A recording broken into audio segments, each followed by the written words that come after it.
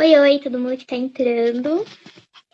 Bem-vindos. Hoje vai ser a live com o professor Emiliano Unzer. Ele é especialista em História da Ásia. Hoje a gente vai conversar um pouquinho sobre a história e a cultura do Irã.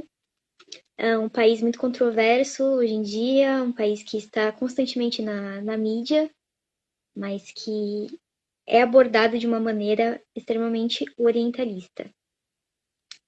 Esperando o professor entrar. Acho que ele recebeu aqui. Só um pouquinho.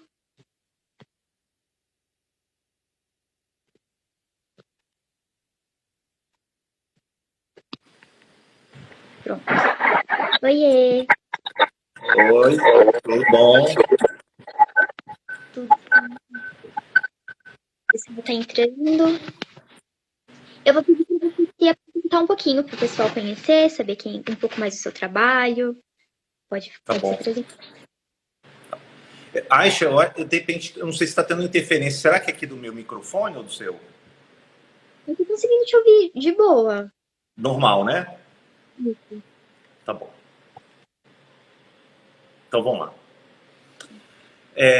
Gente, prazer. Meu nome é Emiliano. Eu sou professor da Universidade Federal do Espírito Santo. Primeiramente, eu queria agradecer enormemente o gentil convite da Aisha. Eu acompanho o perfil seu, Aisha, já há bastante tempo. Eu acho que é um dos poucos que eu acho extremamente instigante. E tudo que é instigante combina bem com a curiosidade e a busca por conhecimento e aprendizado. Então, primeiramente, eu queria expressar minha admiração pelo seu perfil, pelo seu questionamento, que eu acho que é muito corajoso e muito bonito. Bom, vamos lá. Eu sou professor da Universidade Federal do Espírito Santo. Eu já tenho um tempo de estrada, né? Eu já estou há 7 anos pesquisando sobre história da Ásia. E a história da Ásia é uma coisa que assusta, mas ao mesmo tempo sempre me carregou de um desafio e uma paixão de tentar entender sempre mais. Eu já tenho uma trajetória acadêmica já há algum tempo, né? Eu não sei se todos sabem, eu sou graduado em Relações Internacionais, né? Eu graduei na UNB e depois fui para o mestrado em Política Pós-Colonial, que tem muito a questionamento sobre a questão do decolonialidade, questionamento que veio muito do pós-estruturalismo da literatura e depois começou a se estender a partir de todos os outros campos. E depois, só no doutorado, isso foi no Reino Unido, depois do doutorado eu fiz na USP a História Social, aí praticamente eu reencontrei o que eu gostava desde criança. Porque são duas coisas que eu sempre tentei conjugar, relações internacionais e história. E quando eu fiz, e aí você também acha, você é de relações internacionais, né? Sabemos que nós temos um sentimento nato de querer descobrir o mundo. Né? E eu na minha época, lá na UNB, você tinha excelentes professores, sem dúvida, mas você tinha falta de disciplinas, a pesquisa mais na parte de África, e Ásia não tinha praticamente nada. Então isso é uma coisa que sempre me instigou, eu sempre quis saber por que não tem, por que não ensinam, por que não tem livro, né? E isso tudo eu fui carregando ao longo da minha vida. Então, na verdade, o que eu construí hoje, considerando já aí 20 anos que eu me formei, já sou professor doutor já há bastante tempo, pesquiso 7 anos na área de História da Ásia, mas eu sempre quis entender o mundo. E eu nunca dependi de ninguém. Na verdade, eu sempre fui atrás, sempre anotei, sempre fui viajar para ver com meus olhos esses lugares. E depois eu trazia e comecei a escrever. Não somente escrever, como também começo a gravar várias aulas que estão lá no meu canal do YouTube, que está aí, se vocês quiserem depois, vocês podem entrar no meu site, tem várias aulas lá. Desde China, Coreia. Já dei uma olhada lá, aulas que são praticamente... É muito difícil você encontrar esses temas, né, em português. Que é justamente um dos fatores que me faz admirar demais o seu trabalho, de você estar se dispondo a tornar acessível, né, assuntos como, sei lá, a história do Sudeste da Ásia, né, em que a gente, lugares como Tailândia, etc. Eu acho muito, muito legal que a gente tenha isso disponível em português. Então, parabéns pelo seu trabalho. Obrigado. Na verdade, eu estou tentando preencher uma lacuna, é uma coisa que eu nunca me conformei, é o fato. Isso vai depois, eu vou acabar desaguando no Irã, porque o tema hoje é sobre história e cultura iraniana, o que já é uma imensidão. Mas eu creio o seguinte, que quando você oferece algo, por isso que eu escrevo tantos livros, muitos estão aqui, né? Enfim, se você oferece um livro, alguns livros, nem que seja introdutório, porque o introdutório, na verdade, eu acho que umas vezes é até mais corajoso, porque você está dando a oportunidade da pessoa dar o primeiro passo, e esses primeiros passos são os mais bonitos, não aquele super especializado que ninguém entende nada e ficam como que ciclos esotéricos só falando entre si de 5, 10 pessoas. Isso sempre me incomodou. Eu sempre fui, eu me considero uma critical Sagan, que eu quero divulgar o conhecimento, eu quero que o conhecimento chegue às pessoas. E eu não acho justo ficar restrito, eu quero que as pessoas entendam, eu quero que as pessoas leiam. Pode criticar, claro que pode criticar, mas leiam, é ótimo isso, os livros estão aí. E meus livros estão ali, e também minhas aulas, como você mencionou no canal, estão lá para ser assistidos. Eles são absolutamente gratuitos, vocês podem assistir, sem restrição nenhuma, e pouco a pouco eu estou adicionando. Bom, como chegamos então ao nosso tema, que é sobre o Irã, né? Sobre o Irã, eu vou um pouco contar, primeiro, com a paciência, a compreensão de vocês, porque não é um tema, e a Aisha falou isso muito bem no início, não é um tema fácil. Na verdade, o Irã, ele tem, devido à riqueza da sua história, ele é complexo. E eu não quero apresentar aqui batendo no mesmo o martelo no mesmo prego. Eu quero apresentar outras perspectivas, mesmo porque a história, a cultura deles é tão rica, e eles têm tanto orgulho disso, que eu acho justo apresentar outras perspectivas. Eu tenho aqui um voo longo, se você quiser enxergar mais longe, como um albatroz nos Andes, você tem que ir mais alto. E quanto mais alto os pequenos detalhes você vai perder de vista, mas você vai enxergar a grande figura. Então, me perdoem se eu não entrar em detalhes específicos, que vocês tenham a dúvida, porque eu não quero perder a visão do todo. É isso que eu queria primeiro enfatizar. Inclusive, poder ler os livros sobre o Irã, tá? Tem TV agora, né? Já fica aí a propaganda. Hoje a gente vai ter mais ou menos 1h15, assim, para conversar um pouquinho. Então, que sirva exatamente como um insstigamento, para que vocês se interessem sobre o Irã e busquem de forma autônoma se informarem, mas já para frente já adianto para vocês que o professor ele está no processo, né, de terminar um livro sobre a história iraniana, que logo menos vai estar disponível aí para vocês. Sim, passo mais tempo escrevendo agora. Agora eu entrei na parte no terceiro capítulo, que está sobre a entrada dos árabes, dos islâmicos. Então, 2 capítulos, que foi muita coisa, já foi antes da chegada do Islã. Então, você tem uma quantidade enorme. E eu tenho que simplificar, eu tenho que botar figuras, porque nem sempre isso é de conhecimento amplo. E meu interesse é a divulgação. Então, eu estou aprendendo muito, eu estou aprendendo escrevendo. Eu gosto muito de escrever e gosto muito de também falar a respeito. Eu tenho um enorme prazer em fazer isso. Bom, o que temos aí, então, aí eu vou pedir a paciência de vocês, é que eu vou fazer uma exposição. Acho que você tem prioridade absoluta. Quando você interromper, eu paro.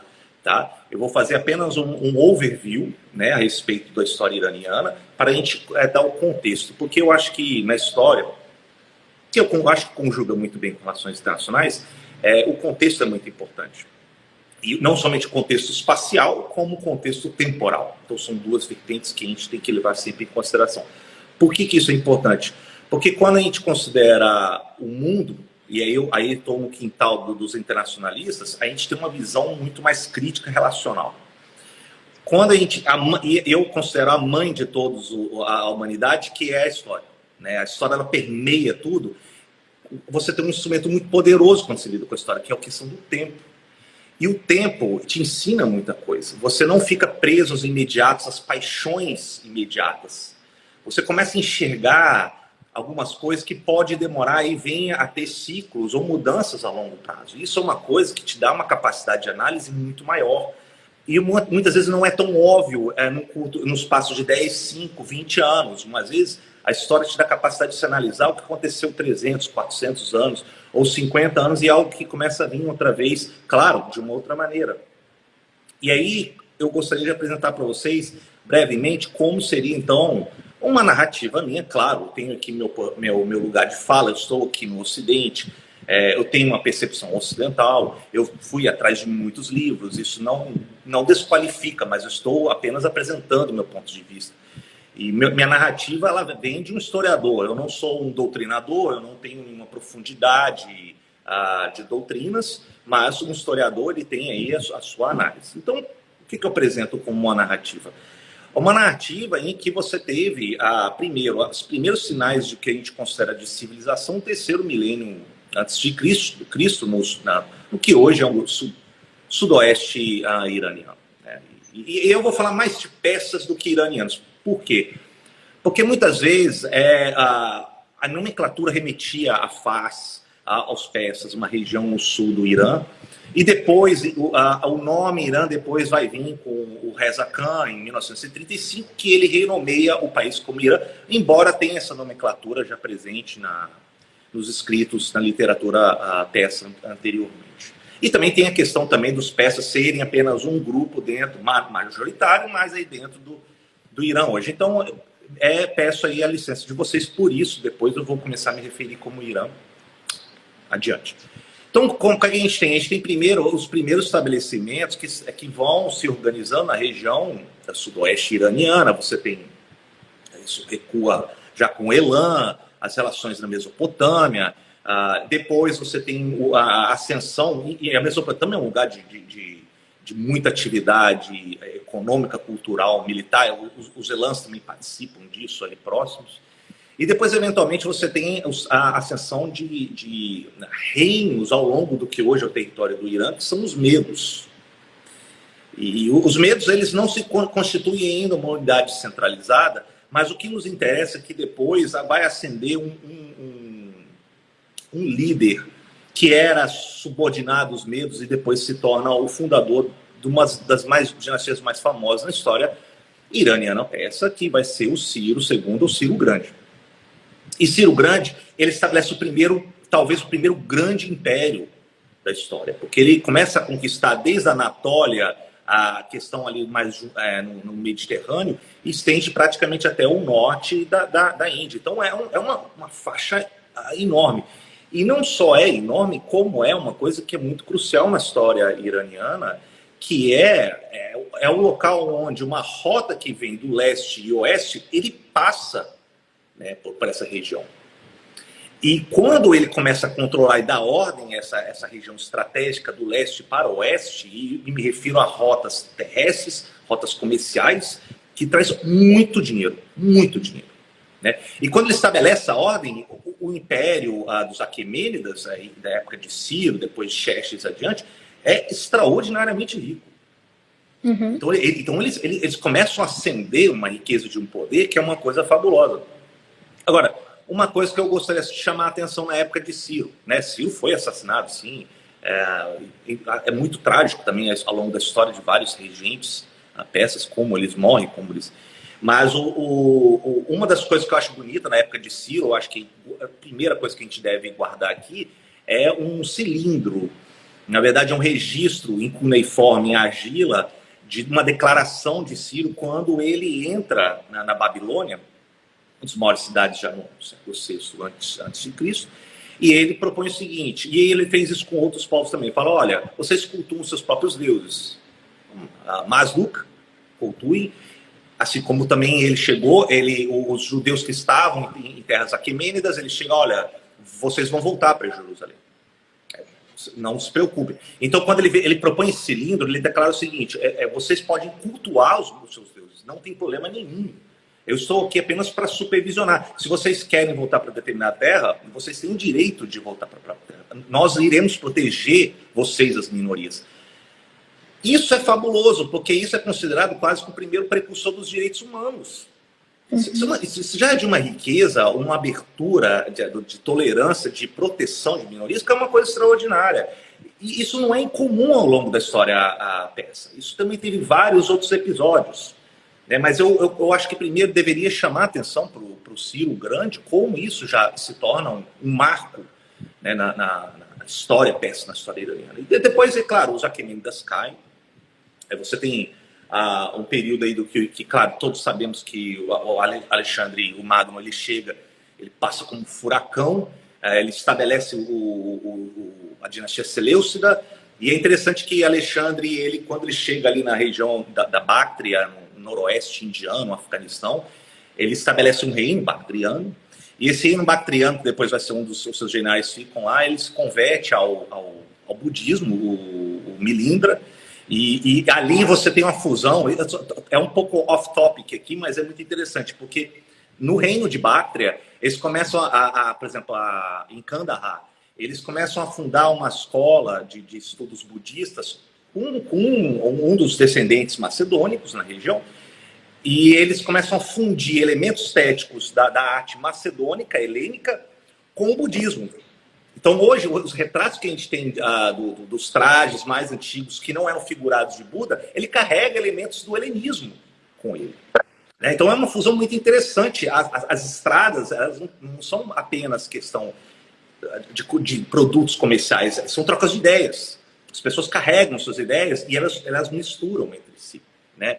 Então, isso é muito interessante. Agora, o Alexandre Magno, ele morre, depois o reino bactriano chega a entrar em declínio, né? E depois temos aí a ascensão dos assácidas, ou os partos, né? Esses são famosos porque os romanos tiveram uma tremenda dor de cabeça com isso, né? Era, na verdade, a fronteira mais problemática, porque era mais rica do Império Romano. Então, tanto é que a boa parte da história de Roma, tirando o Ocidente, que até diminui a importância diante disso, mas as riquezas que tinham ali na Ásia Menor, no Mesopotâmia, boa parte do Império Romano ele gasta ali, porque ali são províncias muito ricas. Então o embate entre os partas, ou os assácidas, né, com os romanos, vai ocupar boa parte da história, e os assácidas são excelentes cavaleiros das estepes. Isso é uma coisa que está muito presente ali na Ásia Central, e isso também inclui, claro, os domínios persas. E eu, quando criança, eu lia isso com muito entusiasmo, e eu lembro das ilustrações de como era a tática, por exemplo, dos assácinos, dos partos, que eles eram tão bons cavaleiros que eles tinham uma tática que desorientava os romanos, as legiões romanas, que eram uma formatura muito compacta, disciplinada, mas ela é lenta. Os cavaleiros na estepe são imbatíveis, eles voam, né? E eles eram excelentes arqueiros, então eles podiam não somente disparar a flecha no seu avanço contra o inimigo, como na retirada ele virava de costas no cavalo e ele atirava. Então ele atirava em duas vertentes. Olha só. Então é um ganho tático nisso, né? E se você não tem a mobilidade do cavalo nas steppes, você certamente lida praticamente com o vento. É imbatível. E os partas deram muito problema aos romanos. Claro que depois isso vai ter um processo de desarticulação, e depois, então, até mesmo o Império Romano, que a gente conhece, vai entrar em declínio, porque eles vão lidar com povos invasores, isso vai incluir também os hunos, entre outros, né? Os assácidas também vão lidar com isso, porque eles estão até ali mais próximos, então isso vai mexer com toda a estrutura da região da Ásia Central, o deslocamento desses povos, dos hunos, entre outros, para as outras regiões, né? E aí, eventualmente, vai ter uma dinastia que vai ser a última grande antes do Islã, que vai ser os Sassânidas. E me refiro aí de 224 até mais ou menos meados do século VII, para dar uma referência temporal a vocês. E os Sassânidas, eles lidam muito, primeiro, na vertente ocidental com os bizantinos, porque é ali que começa a construir o Império Bizantino. E depois você tem, claro, a relação com os outros povos, túrquicos, como falamos, na região da Ásia Central, entre outros. E aí começa a surgir figuras que é muito resgatado, que aí eu vou apresentar para vocês, se vocês não conhecem, o maior épico da literatura persa, que é o Épico dos Reis, o Livro dos Reis, ou o Shahnameh. Né? Uhum. O Shahnameh, na verdade, ele é uma tentativa, isso do século XI, do Ferdowsi, que ele propõe o seguinte: olha, eu vou tentar novamente resgatar a história, a mitologia dos persas, dos iranianos, antes da chegada do Islã. Tanto é que o Ferdowsi ele gasta muito tempo evitando palavras com origem árabe, apesar de ter escrita, mas ele preserva toda a língua fácil. Vocês sabem hoje, naturalmente, que eles usam a escrita árabe, mas a língua deles é completamente diferente. O som já é completamente diferente. Você escuta eles falando, já é muito diferente. Mas a escrita é árabe. A língua persa vem de ela tem uma origem muito distinta, né? Não é uma língua semítica igual o árabe, até, né? Onde eu sei. Então, o curdo, a língua curda, ela está muito mais próxima do persa, do Irã, do que, por exemplo, o árabe. Então, apesar de usar o mesmo alfabeto, né? O Irã não é um país árabe. Eu acho que muita gente ainda tem dificuldade em entender isso, ou mesmo não conhecem, né? Não sabem. Acho que, por ser um país majoritariamente muçulmano, é árabe, né? E não é bem assim. E você, quando você acha, certamente já escutou, quando você escuta o Farsi e o árabe, são muito diferentes, é completamente diferente. O Farsi, na verdade, ele tem origem no que vai dar origem às famílias das línguas indo-europeias. Então, as famílias nossas, distantes, nas origens da Ásia Central, nós temos ligação também com a língua Farsi. O árabe não, já é uma origem semítica, já é uma coisa completamente diferente. Né? Até mesmo também até o sânscrito, depois na Índia, eles vão trazer também, é um outro ramo indo-europeu que começa a estabelecer no norte da Índia. Então, até nisso a gente tem algumas ligações. Né? Depois de um tempo eu comecei a estudar William Jones, ele é o grande filólogo que estabelece essa ligação entre as origens das línguas. Ele estudou mais o sânscrito, mas isso também vale também para o Farsi. Mas aí, eventualmente, os sassânidas estão no poder, eles começam, tem a elaboração do Shahnameh. Eu vou tentar ser mais breve, viu, gente? Eu estou metralhando coisa aqui, é porque tem muita coisa. E eu estou tentando diluir o máximo para vocês. O Ferdowsi, quando ele elabora o Épico dos Reis, ele tenta resgatar e ele vai pegando ele divide, na verdade, em 3 grandes eras. É a coisa mais linda. O Épico dos Reis é considerado um dos maiores monumentos da literatura mundial. Ele é a grandeza de uma Ilíada, ele tem uma grandeza da Divina Comédia. Ele é o que eu considero o livro fundador. Ele é um livro que todo mundo se baseia. Os iranianos hoje, desde criança, eles já têm acesso ao Shahnameh, em história em quadrinhos e na televisão. Eles sabem, é um livro pedagógico básico, porque a questão do caráter, dos atos. Né? O principal herói, que é o Rostam, ele tem uma atitude muito nobre, de coragem. Eu, quando era criança, eu lia muito a respeito do... Eu tenho, só para resgatar aqui, uma relação que ele tem, por exemplo, quando ele acha o cavalo dele, que é o Raksh.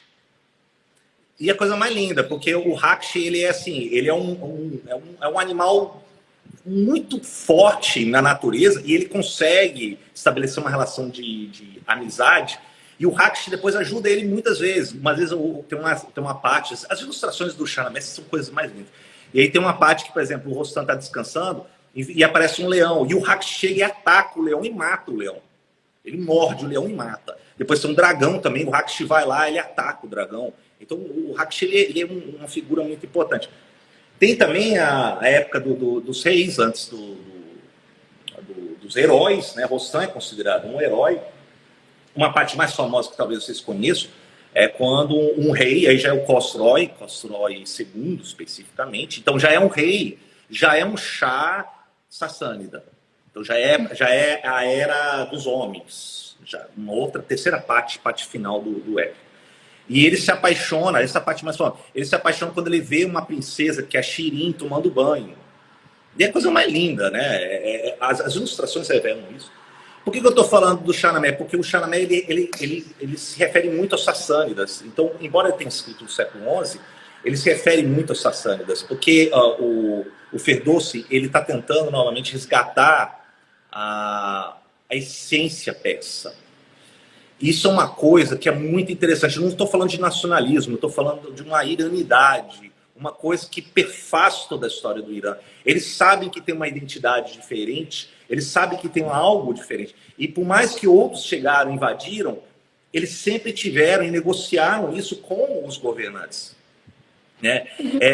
Por exemplo, um livro muito famoso, vocês devem conhecer, que é o do Hurani, né? Por exemplo, Uma História dos Povos Árabes. Ele mesmo fala o seguinte, né? Eu lembro disso.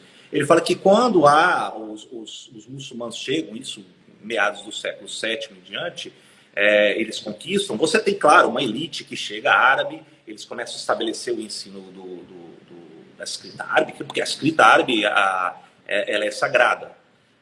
Foi a língua pelo qual foi revelado ao profeta a mensagem divina. Então, isso vai junto com os árabes nas suas conquistas. Então, eles chegam até o extremo oeste da África do Norte, e quando eles vão para cima também do Império Sassânida em decadência, eles levam isso com eles. Agora, é interessante o seguinte, quando chegam os árabes, eles ainda estavam no primeiro califado, que ainda estava tomando forma, que era o califado omida, que tinha estabelecido sua capital em Damasco.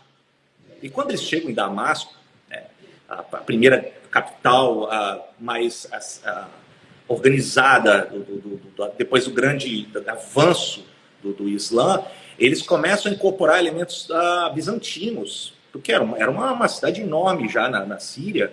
Então você vê, por exemplo, hoje, se você vê a grande mesquita de Damasco, ela tem elementos bizantinos muito evidentes.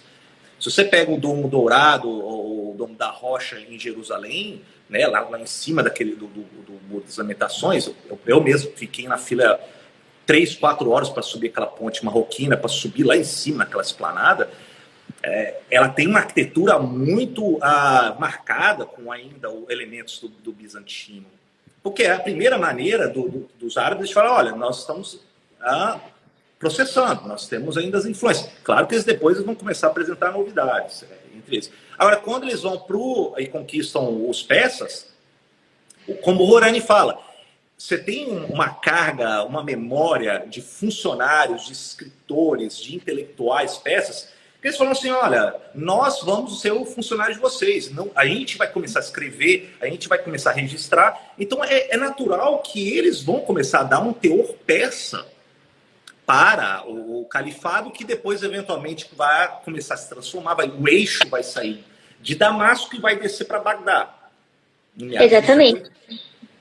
Desculpa te interromper, claro, mas eu acho que o interessante é que a jurisprudência islâmica ela é muito formada por elementos sassânidas, porque, né, justamente nesse movimento que você estava descrevendo presente, desse encontro, né, de civilizações a partir do momento da islamização da Pérsia, a boa parte dos altos quadros, né, da estrutura estatal do Império Sassânida são transferidos ou são absorvidos pelo governo abássida. Então, boa parte dos juristas, né, persas, eles são incorporados no sistema abássida, né, islâmico. Então, boa parte das interpretações da lei islâmica, ela tem essa carga, né, essa herança persa.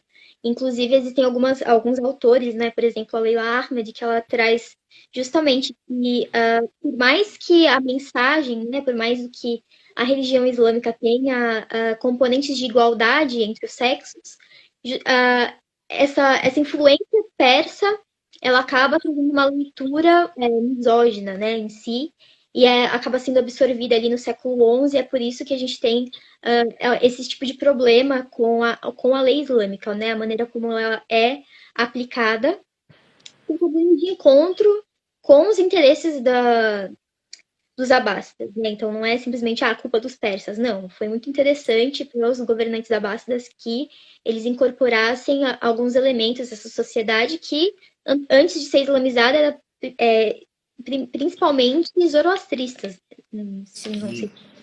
Sim, excelente observação. Eu estou passando como um trator, eu estou até esquecendo de muita coisa. Então, por exemplo, o que sustentava muito uma classe sacerdotal muito forte que se estabelece aí do período sassânida anteriormente é a classe sacerdotal zoroastriana, né? Ela é toda que dá legitimidade, a luta da luz contra as trevas, a Ahura Mazda contra as trevas. Você percebe isso subjacente no épico dos reis, o Shahnameh. Né? O Shahnameh, ele retrata o Irã Zamin, como um reino das luzes. E aí você tem a oposição, que o Anirã, que vai ser vamos colocar em terminologia mais familiar para a gente, seria uma espécie de bárbaros, que seria Turã. Então é uma espécie de eles falaram, olha, nós estamos combatendo as trevas. Então, nesse sentido, você percebe subjacente ao épico dos reis isso. Isso vem do zoroastrismo. Né? Isso vem totalmente do zoroastrismo. Agora, o problema é que era uma classe sacerdotal que legitimava e tinha privilégios no período sassânida. E quando vem os muçulmanos, eles têm a ideia, primeiro, que isso nas próprias palavras do profeta, que existiam povos no livro. Isso incluiu os judeus e os cristãos. Isso não incluiu os zoroastrianos. Então, inicialmente, houve, sim, duríssima perseguição, destruição... Perdão, meu cachorrinho. Imagina, mas... Depois você tem a destruição dos templos de fogo dos zoroastrianos. Isso foi muito duro quando os árabes chegaram nas terras persas, né? Agora, o outro elemento, que é a questão dos judeus, dos cristãos, e alguns também da elite a sassânida se convertem ao Islã, porque também tem um cálculo aí muito pragmático. Eles queriam fugir da jizia, não teria mais o imposto e poderia ter privilégios. Então, muitos acabam se convertendo. E, na verdade, a história, nesse sentido, ela é muito mais pacífica do que violenta. Ela na verdade, ela é uma coisa que vai indo gradualmente, e a gente carrega, às vezes, essa questão de que é tudo na ponta da espada, né? Isso tudo, na verdade, é mais exceção do que regra, inclusive até para a expansão em cima da África do Norte, e quando chega em Andaluz também, né? E aí temos, então, como você muito bem falou também, existe a questão também da persianização. Eu lembro uma live que você fez um dia desse, Aisha, que vocês estavam discutindo sobre os contos de Sherazade, que eu achei muito interessante. E a gente tende a idealizar a época do maior califa Abbásida, Harun al-Rashid, nos contos de Sherazade. Mas como vocês apontaram muito bem na análise, eu gostei muito, ali você percebe subjacente uma violência enorme, né? Ela não é nada idealizada, né? Ela é bastante problemática.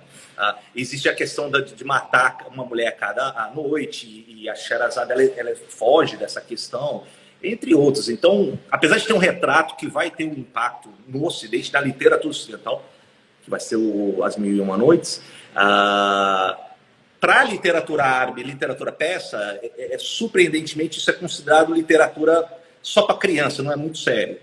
Né? As Mil e Uma Noites, nas 10 primeiras páginas, você tem matança, você tem orgia, tem todo tipo de atrocidade que você pode imaginar.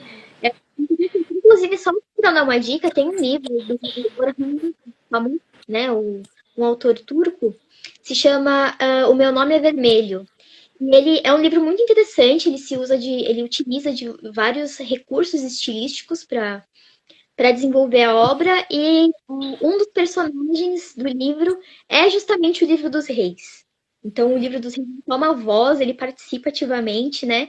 Na verdade, a narrativa é construída em cima dos escribas que estão fazendo um volume do Livro dos Reis do Sultão Turco. Então, fica aí a dica para quem quiser conhecer mais um pouquinho. É muito interessante, é uma leitura muito boa. Excelente, excelente. E também algo que ficou notório depois depois o Al-Mamun, que vai ser um dos sucessores, o califa sucessor depois do Al-Rashid. Ele vai instituir a chamada Casa do Saber, que ele chama vários estudiosos ao redor do Império Persa, da época do Califado. Isso também já aconteceu com Khosrow na dinastia sassânida.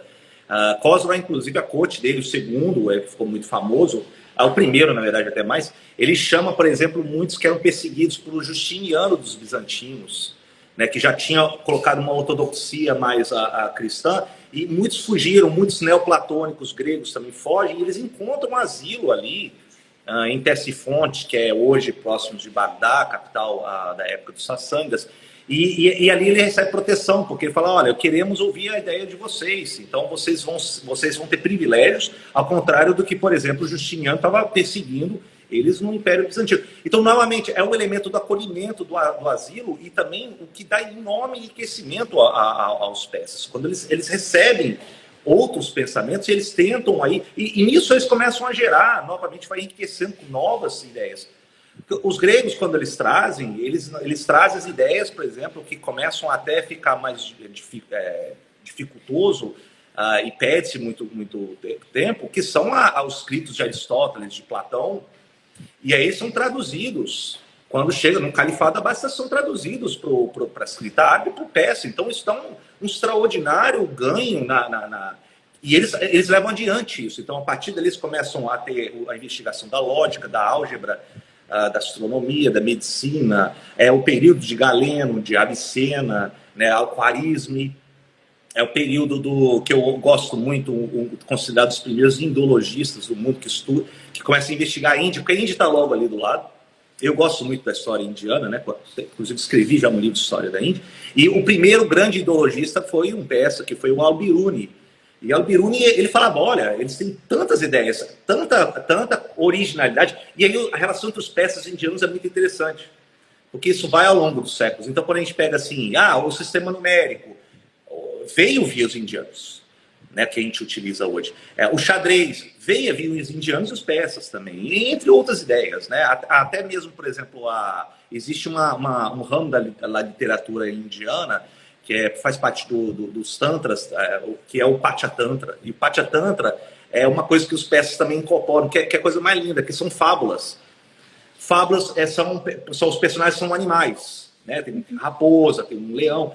E isso vai começar a influenciar várias outras vias persas. Então, chega a Êxopo, por exemplo, nos gregos, depois La Fontaine, entre os franceses. Isso vem tudo lá dos indianos e vias persas, né? Você dá vida a um personagem que é um bicho, um animal. E o que é interessante nisso é que você, nesse sentido, apresenta uma novidade na literatura, porque você está começando a conferir esses personagens que são animais algo que a gente compartilha, que é uma espécie de empatia de humanidade a eles. Talvez tenha um teor até aí do budismo, né? Do sentido de falar, olha, eles também fazem parte do ciclo do universo, de uma essência divina que todos nós temos. Então, eu acho isso maravilhoso. Isso vem da relação dos indianos, os persas e indianos. Enfim, mas eu passei a falar sobre a Casa do Saber, ficou muito conhecido na história do Califado Abássida. O Califado Abássida, depois do Harun al-Rashid, vai ter alguns problemas. Sempre vai ter, porque existe as questões dos bizantinos, que no século X eles chegam a avançar muito contra o que restava do Califado Abássida. E o que era muito também problemático para o Califado Abássida é o que estava acontecendo mais nas regiões do leste, que aí você tem povos, são nações imensas, e a gente simplifica como ou túrquico ou mongóis, mas isso já é um grande guarda-chuva de inúmeras nações. A gente tem um dos mais famosos, que é o Temujin Khan, ou Gengis Khan, mas existiram vários outros. E, eventualmente, você tem aí a ascensão de alguns outros povos, alguns deles muito persianizados. Então, quando a gente acha que a cultura persa se restringiu ao Irã, a gente está muito enganado. Porque existe a língua, a cultura iraniana, mas existe também as línguas e culturas irânicas, que elas vão muito além. Então, elas influenciam os tajiques hoje, muita parte do Afeganistão, os uzbeques, né, mais ao norte. Você também tem uma influência muito além de outras fronteiras, também em direção ao oeste, né? E um desses, no século X, começa a se rebelar contra esse califado abássida, e o califa abássida ele começa a virar praticamente uma figura apenas, e que no leste são excelentes cavaleiros túrquicos. Primeiro vem os mongóis, eles chegam inclusive a ocupar Bagdá em 1258. Helug Khan, ele destrói Bagdá. passa por cima. Ele, na verdade, os mongóis, quando chegam, eles, as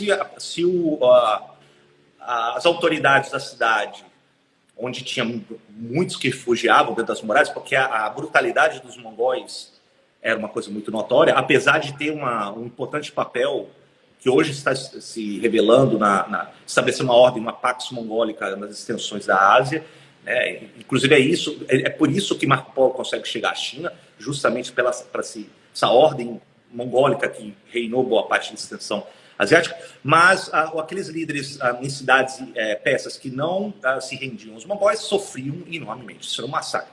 Agora, algumas cidades elas negociaram, Bagdá não negociou, mas uma delas é Shiraz. E hoje, a Shiraz, se você visita, você tem muitas estruturas preservadas, né? Que foi porque as autoridades já falaram assim, não, vamos negociar logo com os mongóis. Então, ela não foi destruída, tanto contra outras cidades persas.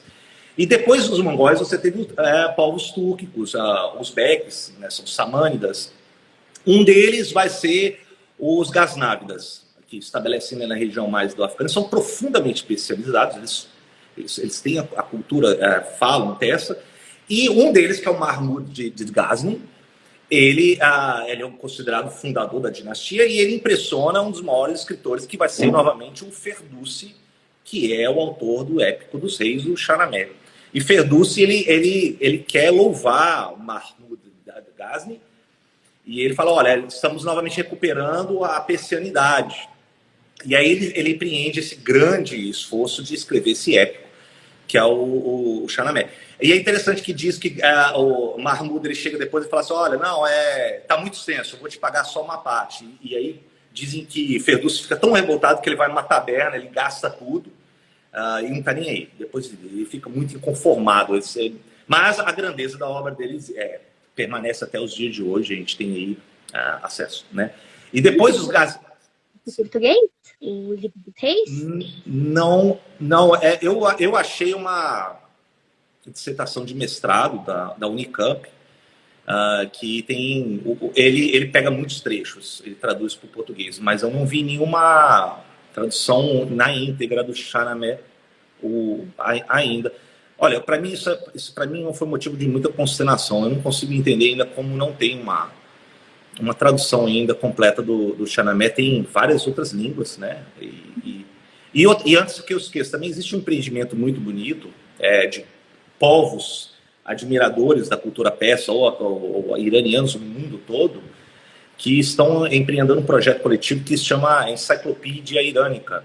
A Enciclopédia Irânica é gigantesco. Eles estão reunindo pessoas do mundo todo para contribuir, para compor essa enciclopédia.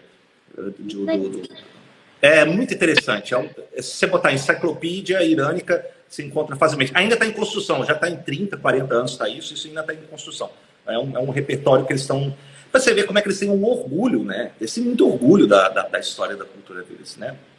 Enfim. Mesmo hoje, né, em 1500 anos de conquista islâmica, eles ainda praticam, eles ainda comemoram, né, o Ano Novo Persa, eles ainda fazem, né, recentemente, acho que um mês atrás, teve uma celebração do solstício de inverno, né, em que eles eles mantêm vivas diversas tradições pré-islâmicas, eles ainda estão muito em contato com as tradições zoroastristas, então elementos como a romã, ou o fogo, né, que tem uma cultura persa. Acho muito, muito interessante que eles mantenham assim, essa distância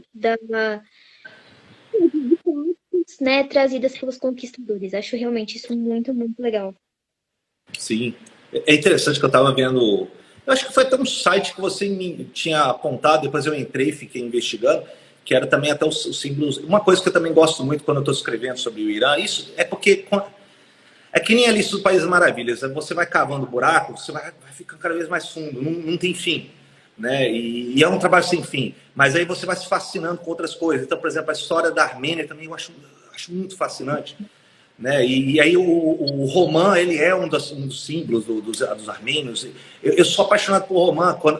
Quando eu fui para a Turquia, depois eu fui para o Irã, eu fiquei 30 dias no Irã viajando. Uma das frutas que eu mais gosto é o romã, o suco de romã é uma coisa deliciosa. Eu sinto muita falta disso, né? Enfim, são considerações. Onde é que eu estava mesmo? Sim. Então, temos aí o Mahmoud Ghazni, depois tem a insatisfação de Ferdowsi. Ferdowsi tenta resgatar, que hoje é um dos elementos pilares aí da cultura persa. E ele oferece uma narrativa, heróis, ideais de conduta. Né? Agora, junto com o Ferdowsi, existem grandes escritores. Então, nessa época, vem grandes poetas. Muitos, uma vertente que eu estava estudando na época sobre a história da Indonésia, e como o Islã chega nas ilhas indonésias, em Java, são sufis. Esses, na verdade, são os primeiros que chegam, porque eles são os místicos, que eles são muito mais andarilhos, eles andam mais, eles trazem uma mensagem de união mística mais com Deus, que é coisa lindíssima. E eles têm uma literatura, uma poesia muito particular. No Irã, isso estabelece muito com o que são reverenciados hoje, muito também por obra do fundador da dinastia Santa, que eu vou falar depois no século XVIII, que vai ser o Karim Khan, e ele restaura os túmulos de Hafiz e de Saad em Shiraz. Shiraz, na verdade, é a capital desse fundador da dinastia Santa. Né? E hoje é o local onde todos os iranianos vão. Eles fazem piquenique lá no túmulo de Hafiz, por exemplo. Hafiz é considerado um dos maiores escritores da literatura persa e tem um elemento sufi muito importante, que é a busca do amor, da união com Deus. Né? E também Saad, ele escreve muitas obras. Eu tenho uma aqui, eu posso falar no final, para não perder o fio da meada. Existe uma citação muito famosa do Jardim das Rosas, do Gulistan dele, que eu posso falar no final, eu acho que seria até interessante. Mas existe outros também. O Omar Khayyam, que é muito conhecido aqui no Ocidente. O Attar, eu fiz uma live um dia desse sobre a Conferência dos Pássaros do Attar. É a coisa mais linda, porque os pássaros se reúnem para tentar achar o Simurgh, que está presente no Shahnameh, que é a idealização de Deus. Então, os pássaros, na verdade, representam as almas tentando ascender e buscar essa ave mística que é Simurgh. É lindíssimo. E a literatura persa, ela ganha um grande visibilidade lá nessa época, com Samânidas. E os Samânidas vêm do Uzbequistão, são muito persianizados.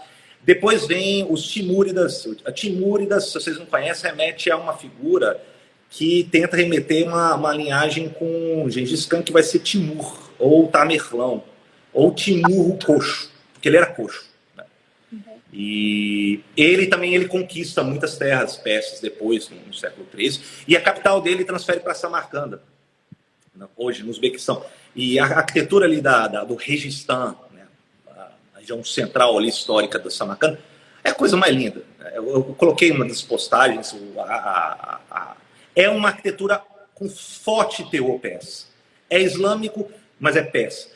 Por que eu digo isso? Isso, junto com o túmulo de Timur, em Samarcanda, ela vai ser uma referência a várias arquiteturas que, por exemplo, quando eles chegam, um ramo dos Timúridas conquista não somente as terras persas no século XIII, XIV, como no XV, Babur vai descer e ele vai conquistar as regiões mais ao norte da Índia. Né? E vai dar a um dos últimos grandes dinastias indianas, que vai ser os Mughals ou Mogóis. Então, por que eu estou falando isso? Porque primeiro, é um elemento da arquitetura da cultura persa. Segundo, eles levam isso para construir vários mausoléus. Então, o mausoléu, por exemplo, de Humayun em Delhi tem elementos muito fortes com Samarcanda e trazem elementos persas. Né? Então, você tem, por exemplo, aquele grande arco que é o Iwan. Ele é um elemento que estava em Ctesifonte já dos Sassânidas, isso é um elemento presente na arquitetura persa. E isso vai estender também hoje, quando você vê o mausoléu do Taj Mahal. Ele é todo fortemente uma expressão persa. Não somente na arquitetura e o Iwan, como também os jardins, que é o elemento do Charbagh, que é o jardim simétrico, né? que os persas eles também eles apresentam. Então, a gente está considerando uma cultura que vai permear toda a região do norte da Índia, da Ásia Central, nas terras persas. Né? Ela é muito influente. Tanto é que os mongóis, os uzbeques, toda a região, a língua persa vira a língua da corte, é a língua da poesia. Ela é falada por toda a elite mogol na Índia até o século XIX, quando depois os britânicos começam a destituir as maiores lideranças indianas. Quando eu estava escrevendo sobre a história da Índia, tem muitas figuras que impressionam. Existia um líder, um regente local, que ele é muito especializado, chamado Walid Ali Shah, e ele só sabia ler, ele apreciava o teatro, a música, tudo persa, tudo persa. Então era o ideal, assim como na Europa no século XVIII, XIX, o ideal a referência era a França, as luzes, né, os Lumière, lá era o persa, era os valores persas, ela vira um padrão de civilização em toda essa região da Ásia. Então o poder da influência da cultura persa, da língua persa é muito grande. A gente não está apenas considerando apenas os limites do que é hoje o Irã, a gente tem que ir muito além a respeito disso. E depois dos mongóis, quando há aquele elemento da destruição, você tem também uma administração, porque os mongóis não é apenas destruição, eles têm um elemento também da ordem, da administração, inclusive, de tão flexível que era, que explica por que eles conseguiam expandir tão rápido, porque eles eram muito tolerantes e flexíveis. Falaram, olha, a gente só vai cobrar um determinado imposto, mas vocês continuem com suas práticas. Então, isso é uma coisa que aponta o sucesso da expansão deles. E depois, eventualmente, temos já no século XV, XVI, aí a ascensão da dinastia Safávida.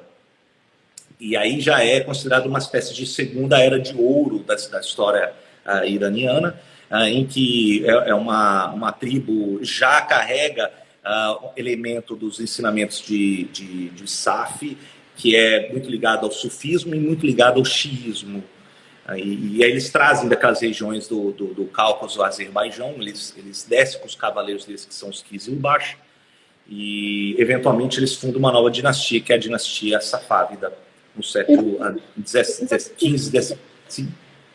Desculpa te interromper, mas uma das perguntas que fizeram foi justamente sobre o surgimento do xiismo. Então, se você puder aprofundar um pouquinho nessa temática. Eu não sou grande especialista mesmo, porque eu tô aqui como historiador, mas existe uma quebra depois da sucessão com relação ao quando o profeta chega a morrer. Quando o profeta chega a morrer, você tem, claro, homens notórios, muito respeitados. O Abu Bakr era, talvez, muito respeitado, tinha os valores, mas alguns começaram a questionar se, de fato, o sucessor não seria melhor alguém ligado à família dele. E aí você tinha um dos primos dele, que é o Ali. E Ali, depois ele chega, inclusive, a ser um dos califas, né? É o quarto califa.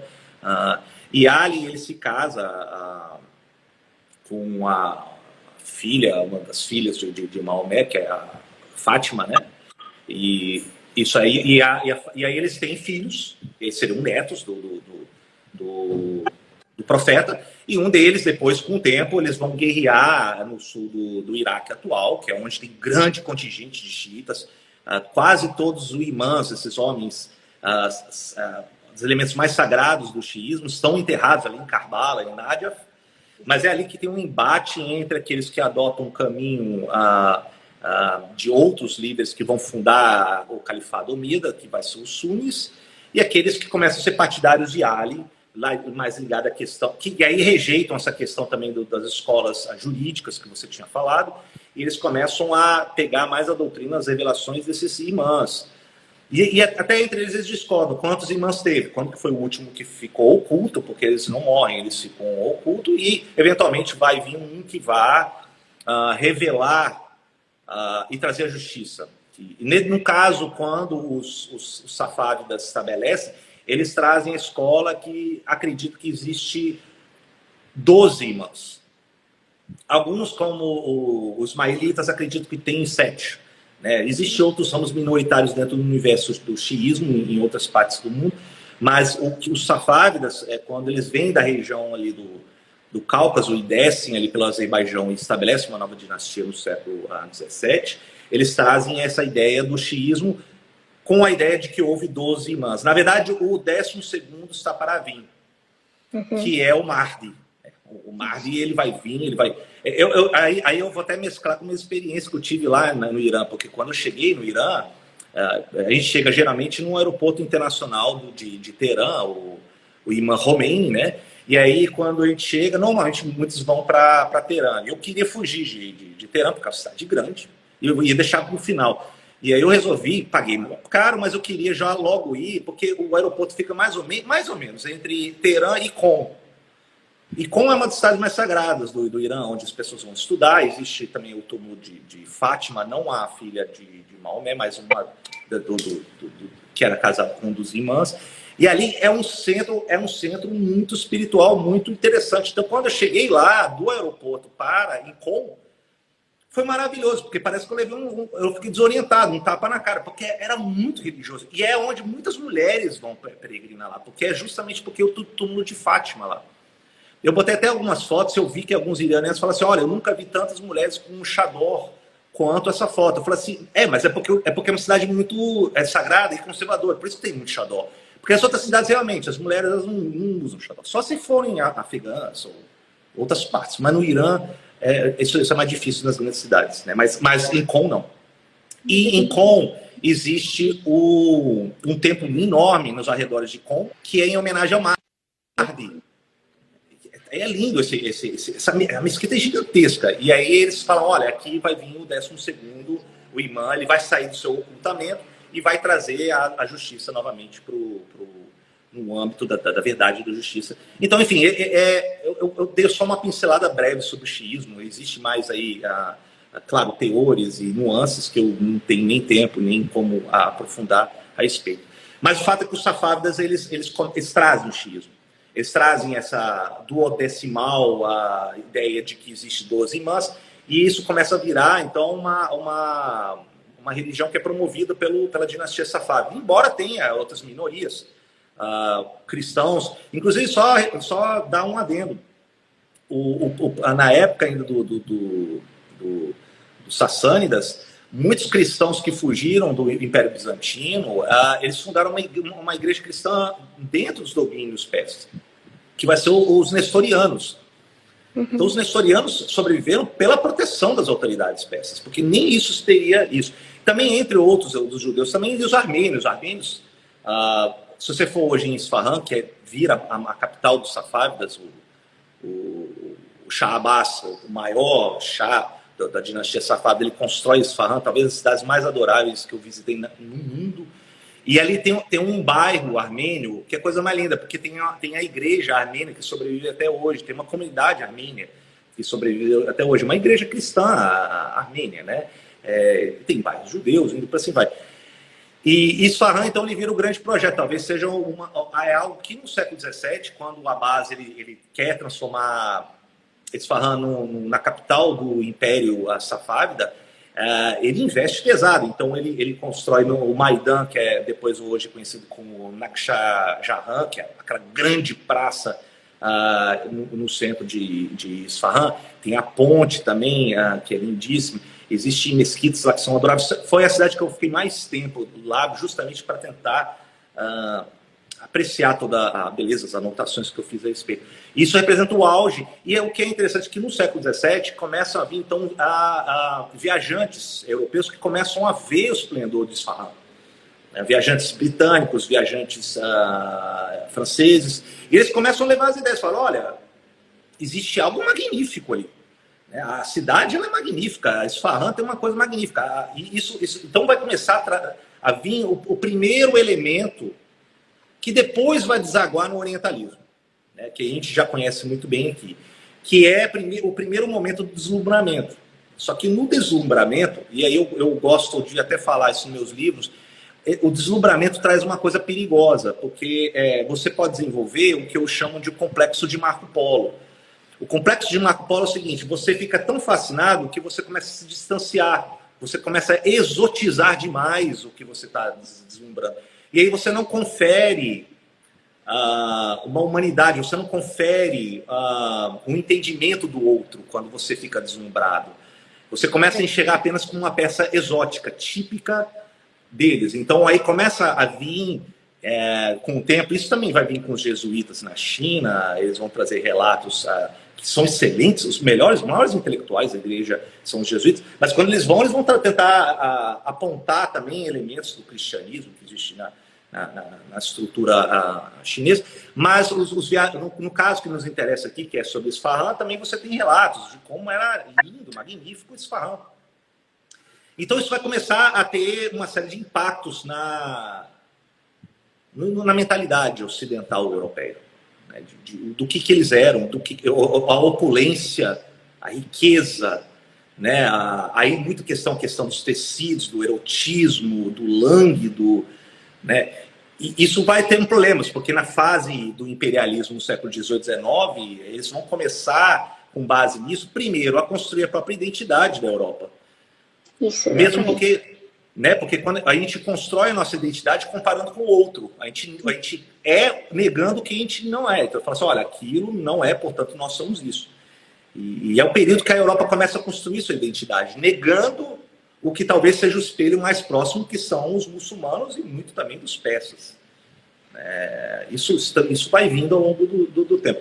Enfim, mas Safávida, a dinastia Safávida se apresenta aos europeus. Os europeus do século XVII, depois eles começam, XVIII, eles começam sim a ter um protagonismo controlando rotas marítimas, por exemplo, com os holandeses. Depois os britânicos gradativamente vão começando a controlar regiões costeiras na Índia. Os últimos imperadores mogóis já estão muito enfraquecidos. A Índia está muito fragmentada e os britânicos, via companhia das Índias Orientais deles, eles começam a administrar, e talvez, o que eu já tinha lido, a Companhia das Índias Orientais Britânicas é considerada o empreendimento mais lucrativo da história da humanidade. De tanta corrupção que teve, de tanto que eles roubaram os indianos. Todos os britânicos que queriam enriquecer e subir rápido sabiam que tinha que ir para a Índia para roubar. E eles roubaram. E é disso que eles começam... A riqueza e o esplendor inglês, né, construído durante todos esses séculos, está pautado em roubo, né, em saque. Basicamente isso. A grandeza que os países tiveram e ainda hoje tem, né, todo o poder econômico, todo o suposto desenvolvimento, né, ele cresceu em cima de pilhagem, de rapinagem, eu acho. Perfeito. Eu fico muito incomodado quando a caminho da Ásia, eu sempre dou uma parada ali na Europa, e eu fico muito incomodado, eu já vivi alguns anos lá, mas eu fico muito incomodado o fato de que quando você vai em grandes museus, que é lindo, né? Mas quando você vai no Louvre ou no Museu Britânico, a quantidade de pilhagem que teve ali é uma coisa que a gente está vendo mais um produto de piratas do que propriamente... É muito difícil ver aquilo e esquecer o que aconteceu por trás daquilo, né? É uma coisa muito, muito complicada a respeito disso. Mas, enfim... Depois, com o tempo, os europeus sim começam a ganhar um protagonismo. Os britânicos na Índia. E aí, depois, com a queda dos safávidas, que vai ter elementos aí de problemas de sucessão e etc., vai vir um período de instabilidade. Eu gostaria de chamar a atenção de que houve um afegão da nação dos Afsháridas que chamava Nader Shah. E Nader Shah... Eu tenho um historiador que eu gosto muito, que ele é um grande admirador da cultura persa, que é o Axworthy. Ele fala que o Nader Shah foi o último grande... Eu não gosto dessa palavra, mas eu não consigo achar uma palavra melhor. Ele é o último grande conquistador não ocidental, claramente um protagonismo enorme que teve no período... que não é conhecido na historiografia ocidental. Porque a partir do século XVIII você tem um processo de só apontar grandes líderes ocidentais como a destacar na história. Grandes homens, por assim dizer. E aí você tem Napoleão, você tem Wellington, você tem Clive, você tem Pedro o Grande, mas nenhum não ocidental. E o Nader Shah, ele atuou já na queda da dinastia Safávida, no meados do século XVIII. Ele praticamente retomou todas as conquistas da época do auge dos Safávidas e na época dos Sassânidas. O Nader Shah, ele saqueia Delhi, a capital mogol, ele saqueia o trono do pavão. A riqueza que ele saqueia de lá é tamanha que sustenta o Império Persa por 2, 3 anos. Não se cobrava imposto de nenhum súdito persa. e sustentou a guerra contra os otomanos, que o Nadir Shah empreendeu no meados do século XVIII. A estimativa desse saque é tão grande que dizem que foi equivalente ao total que a França gastou na Guerra dos 7 Anos, em todas as vertentes, inclusive que eles enviaram para os americanos, contra os austríacos. Então é uma quantidade fabulosa que foi saqueada. Uma dos saques mais famosos, talvez vocês vão saber que é a Montanha da Luz, é o diamante mais famoso do mundo, que é o Koh-i-Noor. E hoje ele está na coroa britânica, é uma das principais joias da coroa britânica. Depois você examinar. A história ela é feita disso, né? Ela é de saque, de roubo e depois apropriação. E talvez uma história apenas desse diamante seja interessante, como ela vai passando mão em mão ao longo da história, né? E aí, depois de Nader Shah, ele morre, tem um problema de sucessão e vai ter a dinastia Sand. Eu estou chegando já próximo do fim, gente, aguentem aí. E o Sand vai vir em cima de outras tribos com elemento túrquico, Montanha da Luz, isso mesmo. Ele vai uma nova dinastia que vai ser chamada Sand, que ele estabelece a capital como Shiraz. Então, Shiraz tem hoje uma fortaleza grande em homenagem ao fundador, que vai ser o Karim Khan. E ele restaura os túmulos lá dos grandes escritores persas e por assim vai. E é interessante que no período Sand começa a ter problemas primeiro de fronteiras novamente com os uzbeques, problemas com os otomanos. Então, haverá anos e anos de guerra entre os otomanos e os persas da dinastia Sand. E depois da queda de Sand, você vai ter uma última grande dinastia antes dos Pahlavis, no século XX, que vai ser os Qajas. Os Qajas, então, vai ser praticamente o período em que os interesses britânicos começam a se avolumar vindos do Afeganistão e da Índia britânica, e os russos, com aquele grande plano de expansão de Pedro o Grande, começam a avançar na Ásia Central, e aí tomam Samarcanda, Tashkent, Khiva, e aí eles começam a ter uma presença forte no Azerbaijão e o norte ali da Pérsia. E esse período é muito problemático, porque é o período que tanto os britânicos quanto os russos querem estabelecer uma espécie de fronteira, e isso vai ter duas frentes de pressão em cima da Pérsia na época da dinastia Qajar, que é mais ou menos no século XVIII, XIX, né? E um deles, aí é interessante também ver o outro lado, porque ao mesmo tempo que existe essa pressão, você tinha elementos dentro reformadores, remetendo às melhores tradições intelectuais persas, como o Amir Kabir, que ele tentou propor o que também muito inspirados do que o plano de modernização, para assim dizer, reformas, adoção de instituições de ensino ocidental, de ensino de engenharia e medicina, para assim vai. E ele vai tentando implementar em meados do século XIX na Pérsia, que vai ser o Amir Kabir. E Amir Kabir ele começa a entrar em confronto com os elementos não somente do Shah, que vai ser o Nasir, como também a classe sacerdotal, que começa a ganhar um elemento já de proeminência. Nesse caso já são os escolásticos, são estudiosos, melhor dizendo, islâmicos são os ulemás.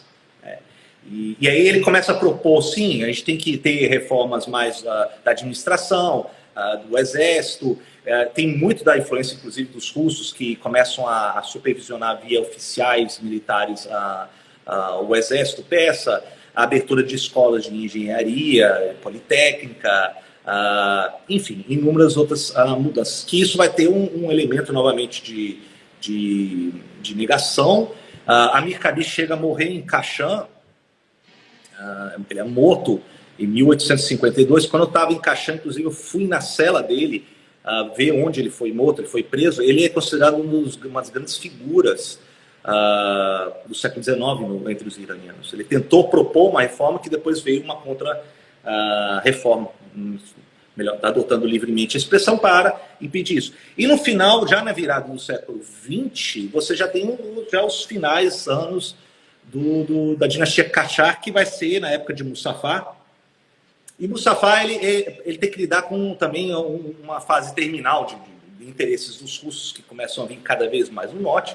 Os britânicos, em 1908, os britânicos começam a achar uma empresa local e eles compram benefícios de exploração e recursos que vêm da exploração do petróleo no sul da Pérsia.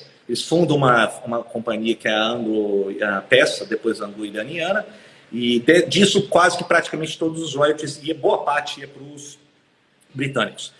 Por que isso era importante? Porque em 1908, os britânicos começam a ter, existe aquela época do Navy Scare, que era uma corrida meio que naval, ficou entre os britânicos e os alemães, corrida em termos navais, e aí os britânicos começam, que era a maior marinha do mundo na época ainda, em 1908, eles começam a achar uma nova fonte de energia muito mais potente do que o carvão, que as ilhas britânicas têm muito, mas eles não têm muito petróleo, não é descoberto na época. E eles começam a achar reservas de petróleo ali na região costa sul da Pérsia. Então eles entram muito forte ali. Ali tem um ganho estratégico muito forte. Em 1908 eles assinam uma série de tratados extremamente desigual com o governo persa. Nos últimos anos da dinastia Qajar, eles começam a assinar esses acordos. E quase que nada é revertido desses royalties para investimento de estrutura, nem de capacitação da mão de obra persa. Então isso vai gerar um ressentimento grande depois de muitos iranianos da época. Falam assim, olha, eles estão vindo aqui, eles estão pegando praticamente todo o que pegam do petróleo, poluem, não qualificam, não investem em nada, arrancam o petróleo e mandam para lá. Isso depois vai ter uma série de levantes. Dos dobramentos do que vinha daquele elan modernizador de reforma da Amir Kabir vai ser uma série de pessoas que começam a pedir a abertura de uma assembleia, de congresso, que é o Majlis. E eles pedem também uma constituição. Né? Então, em 1906, há uma proposta, o primeiro sinal do Shah, o Mustafa, de fazer isso. Depois ele volta atrás, e eles brigam várias vezes para que finalmente tenha uma constituição e tenha um Majlis, que é o congresso, a assembleia deles. Então, isso foi uma coisa muito duramente combatido, mas que foi uma conquista, porque até depois em diante isso vai permear todo o século XX, o Majlis, a Constituição, como uma mudança na história iraniana. Não precisa depois, sim. Né? No país bombardeando por uma democracia, e podem pedir por si mesmos, eles têm autonomia para fazer isso, né? Sim, sim. E isso é uma tensão grande, né? Porque você vai ter sempre os elementos que está em decadência da dinastia Qajar. Existem os interesses internacionais que exacerbam muito as tensões, porque eles pedem acesso privilegiado, exclusivo a determinadas fontes ou terras. Isso causa uma tensão quase que insustentável do jogo de poder no início do século XX na Pérsia. E depois vai vir um outro líder militar, ele é até formado na escola russa, que vai fundar uma nova dinastia, que vai ser a última dinastia persa, que vai ser dos Pahlavis, que vai ser o Reza Khan. E o Reza Khan, ele leva adiante uma tentativa modernizadora, e no contexto da Segunda Guerra Mundial, ele guarda uma equidistância entre assinar uma aliança ou neutralidade na Segunda Guerra, como o Irã se posicionou, ou horas negociando também ou com os aliados ou com os nazistas, né, os alemães. Isso vai gerar uma tensão grande depois da Segunda Guerra. O Reza Khan é afastado, ele vai para o exílio, e aí ascende o filho dele, que vai ser o Muhammad Pahlavi, Reza Pahlavi, e depois ele vai ser o último Shah do Irã, porque o Irã foi rebatizado em 1935, dá uma outra roupagem, uma outra configuração do país, remetendo aos árias, aos arianos, né? Não aquele que vai ser interpretado pelo nazismo. Isso foi completamente desvirtuado. E aí temos o caminhar da história iraniana no século XX. Eu só gostaria de chamar a atenção, Aisha, o seguinte: em 1953, isso marcou muito a história do Irã. Em 1953 existiu um primeiro-ministro eleito do Irã que tentou rever os tratados de exploração, por exemplo, petrolífera entre a empresa anglo-iraniana, agora rebatizada, e ele tentou nacionalizar essa empresa para tentar reverter os investimentos para o Irã. Em 1953, ele é eleito, ele foi deposto por envolvimento tanto dos interesses britânicos, como também já o envolvimento dos anos iniciais da CIA. E depõe um primeiro-ministro eleito. Isso gerou uma coisa muito dolorida no Irã, porque eles perceberam que mesmo sendo eleito, mesmo eles tentando questionar algo que era absolutamente compreensível, de como que eles exploraram o petróleo, não investiram em nada, né, praticamente retalharam o país no século XIX, e um dos líderes que é eleito, ele é simplesmente deposto. Então isso machucou muito o Irã no século XX. A gente não pode esquecer isso, o que aconteceu com Mossadegh, para compreendermos a história do século XX na história iraniana. Eu gostaria de parar por aqui para servir de reflexão para vocês.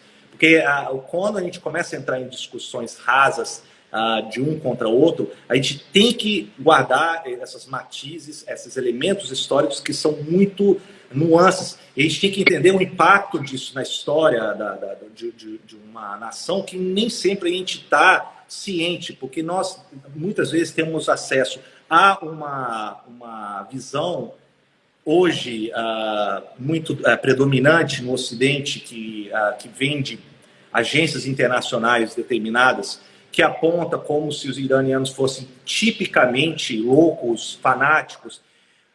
Aisha, eu tenho uma coisa que me incomoda muito, que hoje eu vejo ainda no Brasil, as pessoas falam que se você é radical, você é xiita. Eu nunca entendi esse vocábulo. Sinceramente, eu nunca entendi. Né? Na verdade, chega a ser ofensivo, porque você não está entendendo o que é o xiismo. O xiismo é uma coisa lindíssima, né? E a gente tem muito a percepção hoje midiática de que apresenta filmes do que aconteceu, por exemplo, em 79, que teve elementos muito problemáticos, né? E tem as repercussões até os dias de hoje. Mas muitas vezes é dominado por uma narrativa de algumas agências, né, que simplificam isso, ou, se não, uma parcialidade atroz. Então, o que eu gostaria de recomendar para vocês é o seguinte, eu vou finalizar com uma metáfora, que eu até botei um post um dia desse, que quando eu era criança eu estava estudando com uma professora adorável, ela ensinava estudo das religiões. Isso quando estava ainda morando no país de Gales, quando eu era criança, eu tinha 9, 10 anos, e ela ensinava todas as religiões por igual. Ela era antropóloga, então ela tem uma visão universal enorme. E eu sempre lembro ela me explicando de uma parábola indiana, que também tem uma parábola, a Janaína me falou isso, também parecida no Irã, que é um elefante, é apresentado um elefante para vários cegos, né? E cada cego, ele, claro, não sabia o que era, e ele tinha que tocar uma parte do elefante e falar. Eu já me referi a água explicitamente aí, não vou nem com relação aos filmes.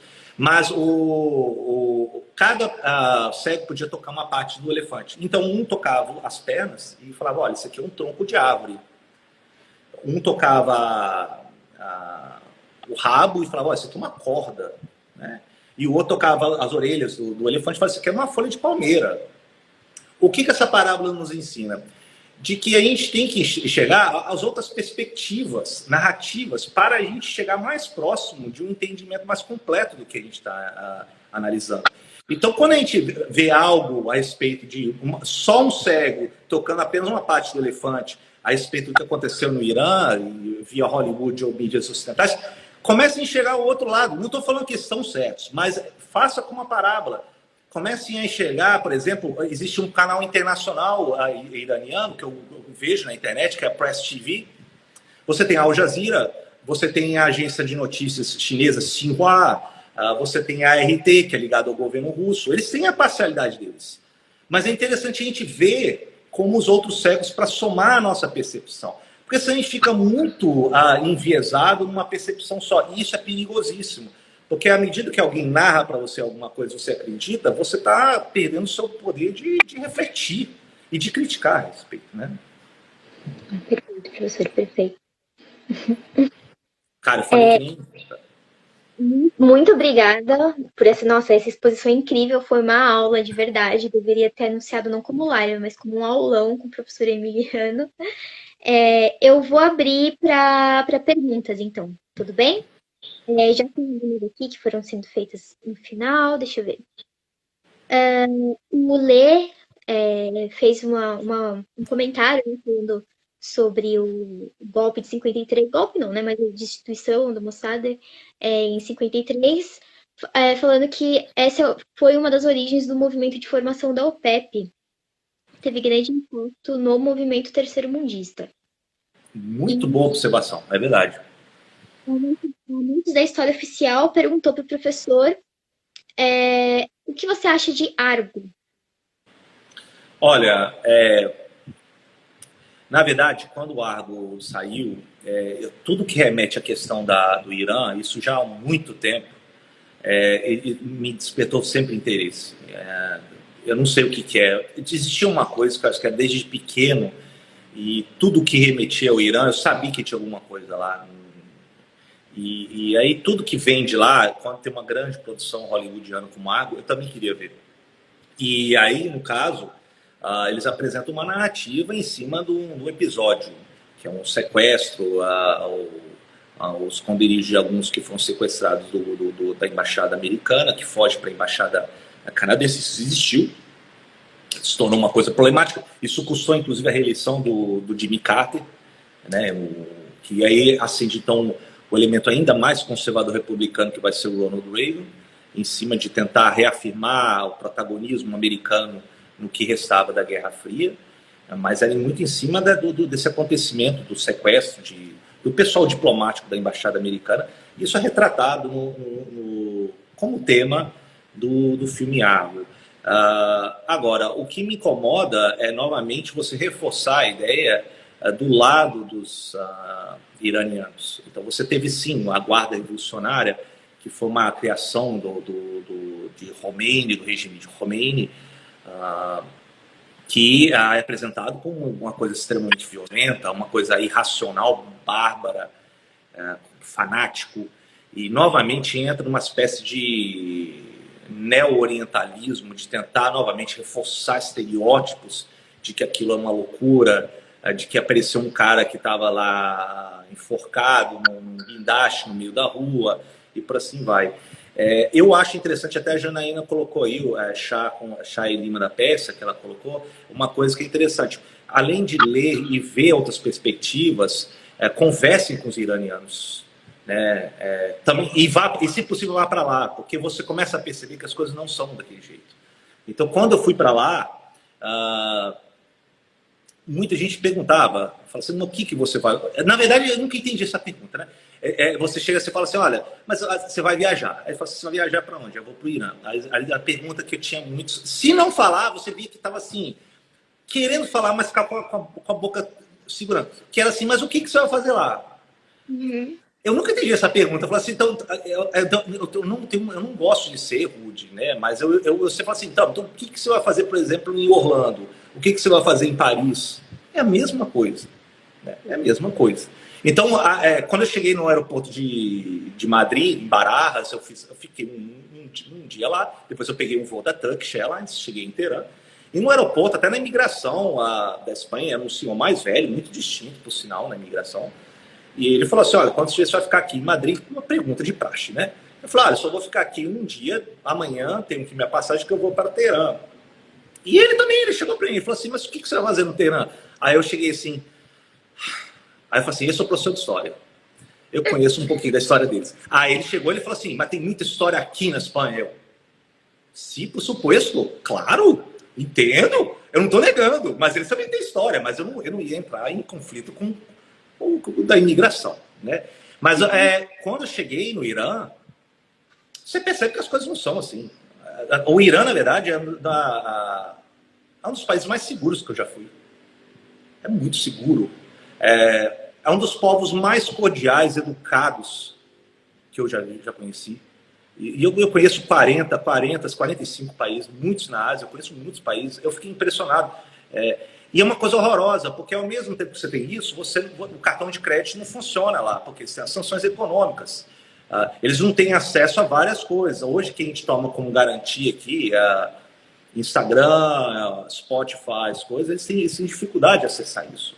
Porque essas sanções contra a economia iraniana dói. E é uma coisa muito dolorosa, porque eles são muito educados, educados no sentido de acesso universitário.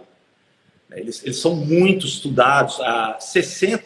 Eu tenho dados do Oxford nos últimos anos, mais de 60% da população universitária do Irã são de mulheres. Elas são muito estudadas, eles são muito críticos com relação ao que acontece no mundo. Eles admiram a cultura americana. Eles admiram, eles gostam. O problema é que eles criticam as sanções do governo americano. É esse que é o problema. Isso machuca eles. Eles também são críticos com relação ao governo iraniano também. Eles não estão assim, nossa. Não, eles são extremamente críticos. Eles sabem do custo disso também. Mas eles sofrem os efeitos das sanções. E é horroroso. Você não pode, por exemplo, uma coisa que a gente faz sempre vai para o exterior. Eu vou reservar hotel pelo Booking.com. Você não pode. Por quê? Porque é um site que tem aí a questão das sanções, não pode atuar no Irã, nem cartão de crédito, nem nada. Então é uma coisa muito complicada. Mas uma vez você chegando lá, eu levei aquele bolo de dinheiro, dormia junto comigo, que eu ficava trocando euro por deles. E isso aí, tirando isso, sempre me senti muito seguro. Eu tenho episódios que eu guardo que, na verdade, tudo que eu comia lá era muito barato.